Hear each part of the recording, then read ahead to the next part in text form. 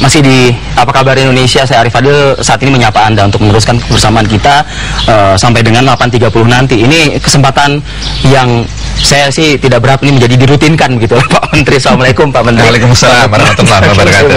Kenapa saya mengatakan dirutinkan? Tahun lalu menjelang 1 Syawal pun juga kami di tempat yang sama diterima oleh Pak Menteri. Jadi gimana Pak? Mau kita ajakkan saja, kita bakukan saja. Boleh juga, menarik. Jadi ada program baru di TV One ya. Jadi menjelang isbat bersama gitu ya Pak Menteri ya Pak. Tapi luar biasa Pak Lukman Hakim Saifuddin pagi ini di tengah kesibukannya yang cukup padat begitu, saya dapat informasi Bapak baru tiba di tanah air kembali dari kunjungan ke Arab Saudi ya Pak ya.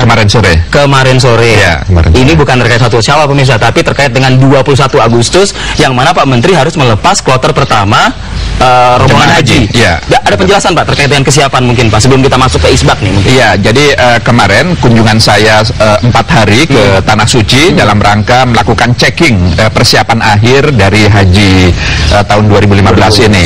Jadi saya melihat bagaimana pemondokan-pemondokan, kesiapannya, lalu cateringnya, lalu transportasi darat, banyak hal lah yang perlu dilihat untuk kemudian kita persiapkan. Mudah-mudahan kualitas pelayanan tahun ini bisa lebih baik dari tahun itu lalu. Bertemu siapa saja Pak di sana Pak? Para stakeholder atau? Ya, saya bertemu dengan Menteri Haji untuk kebijakan-kebijakan yang sifatnya mendasar begitu ya, karena kewenangan penuh ada di pemerintah Saudi Arabia. Lalu juga saya bertemu dengan muasasah. Muasasah itu adalah sebuah institusi yang oleh pemerintah ditunjuk secara resmi untuk melayani haji Indonesia. Jadi muasasah Asia Tenggara.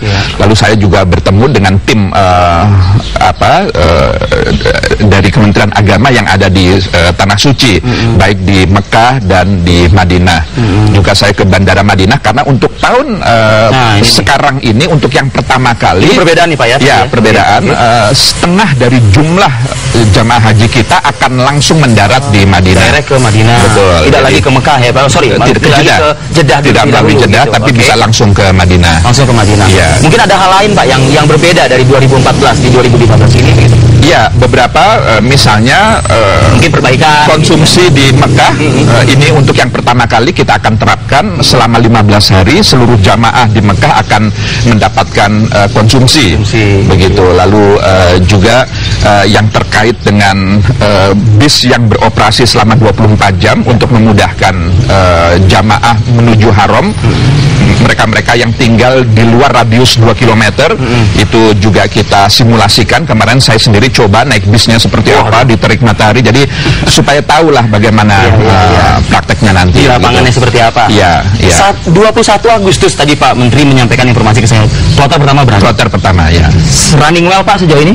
Ya, mudah-mudahan. Itu kan tadi kan di Arab Saudi Pak. Bagaimana dengan di dalam negeri? Di dalam negeri alhamdulillah pengurusan visa juga lancar begitu ya sejauh ini. Lalu tinggal nanti ke depan dalam waktu dekat kita akan segera melakukan formasi kloter. Kita akan menentukan kloter setelah ada kepastian bahwa kita bisa mendarat 50, karena sebelumnya hanya 40% saja maksimal yang bisa mendarat di Madinah. Tapi hasil kunjungan kemarin alhamdulillah Menteri Haji sudah berhasil kita yakinkan bahwa Indonesia perlu 50% mendarat di sana. Baik Pak. Ya. Mungkin kalau masalah haji Pak, pengulasannya kita cari waktunya lagi Pak. Boleh. Kita ngobrol-ngobrol lagi. Baik. Saya hubungi Bapak lagi begitu.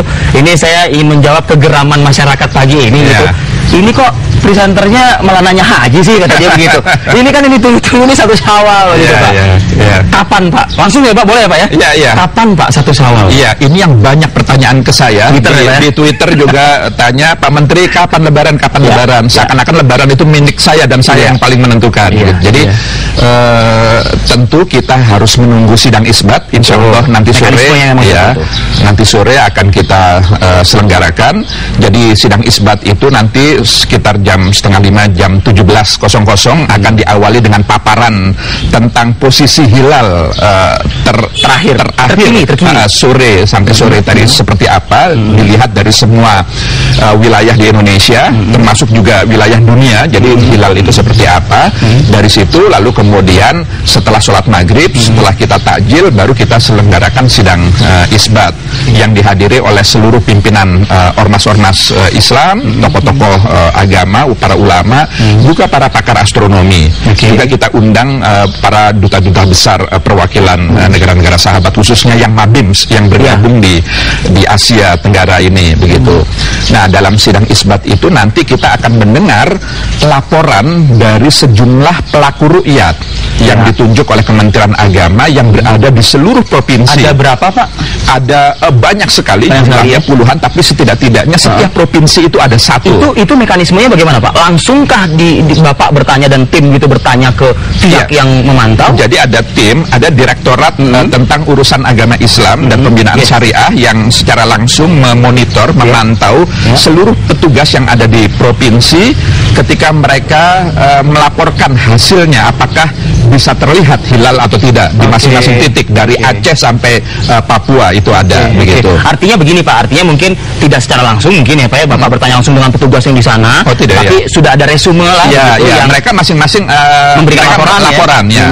Ada yang di Sumatera, di Kalimantan, termasuk juga di Jawa, di beberapa tempat itu. Setelah maghrib, selepas maghrib mereka lalu kemudian melihat, lalu kemudian mereka menyampaikan laporannya ke Jakarta.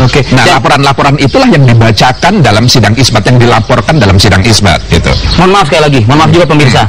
Bisa dipertanggungjawabkan kah, Pak? Oh iya. Laporan yang disampaikan tentu, karena pelaku-pelaku ru'yat ini adalah orang-orang yang bukan sembarangan, orang-orang yang profesional, orang-orang yang menguasai ilmu falak, yang menguasai hal ihwal terkait dengan ru'yah tentu, dan mereka itu disumpah.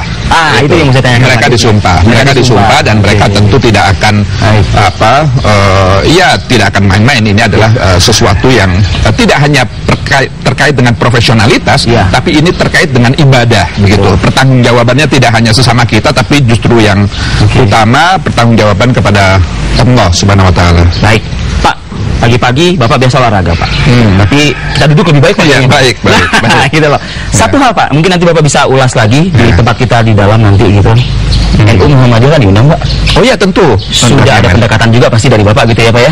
Iya. Kita akan gali lebih dalam. Baik. Tetap bersama kami, bersama dengan Pak Lukman Hakim Saifuddin. Kami akan kembali.